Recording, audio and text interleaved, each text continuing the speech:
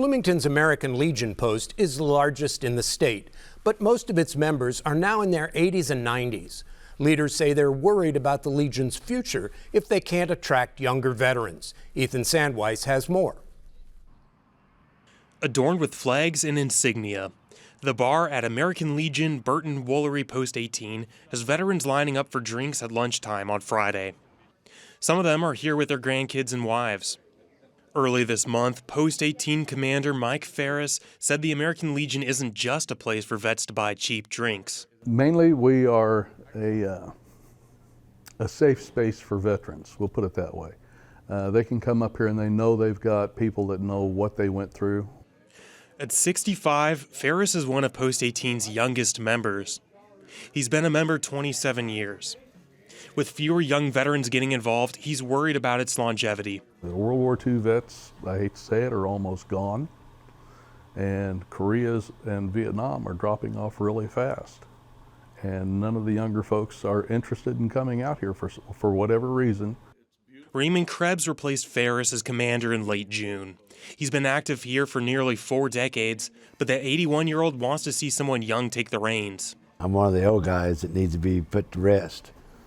And we need this younger generation to come in and support us. We are slowly dying off.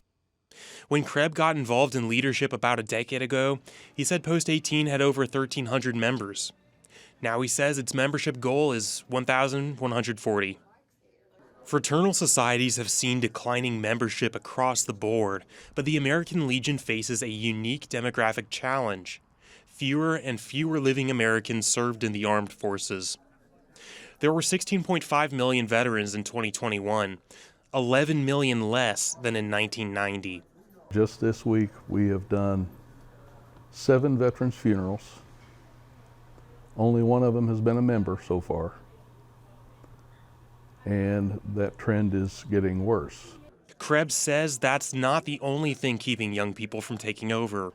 His volunteer role is like a full-time job, and young families face economic pressures that he didn't at their age. Now, mom and dad and the oldest son has to work to make ends meet.